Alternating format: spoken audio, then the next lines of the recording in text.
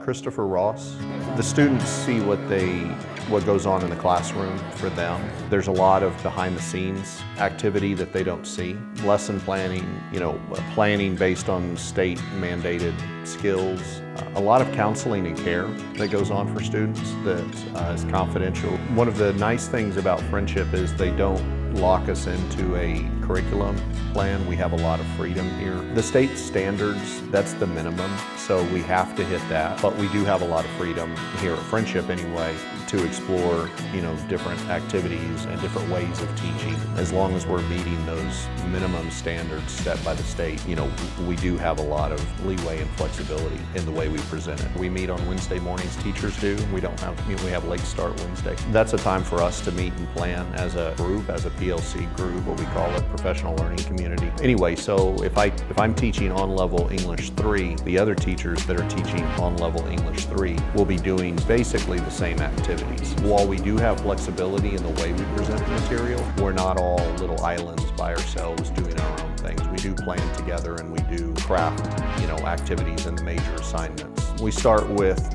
we want you guys to be successful if you're still taking the state EOC tests. If you're not, we're still starting with those standards that we want you to have mastered by the end of the year, and then we spiral back from that. So when we sit down and plan a 6 weeks, for example, a grading period as a group of teachers teaching the same grade level, when we sit down to plan that, we'll start with the skills that we want you to, master. We'll start with the major things like tests, benchmark tests, or projects like the senior portfolio that we're doing right now. Then we'll work back from there to where, okay, what are the activities that we want to do on this week or on this given day to reinforce or to teach those things. But we do start with the end in mind and the big rocks, the major skills that we want to make sure that we're teaching. We start there and then kind of work back. And if you're in a good PLC, I'm in a real good PLC, every teacher in that group, there's 4 of us, we all produce ideas, we bring in activities we've maybe tried before or things that we've thought about, and come up with that we'd like to try. So it is a really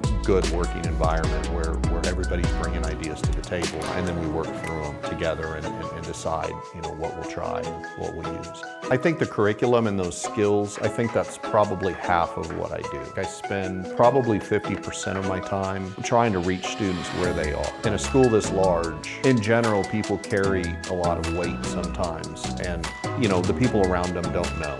We all have challenges, we all have hardships and problems, and I think extending grace to students, I think being here as somebody that they can, maybe trust or open up to, knowing a student has lost a family member, knowing a student is homeless. We do have homeless students here. Trying to reach students where they are, and not everybody is going to complete everything, but trying to be fair and trying to provide the same opportunity to students who are coming from very different backgrounds. Probably half of my energy is spent there. It's not just planning activities and then, executing the activities and giving the talk in class.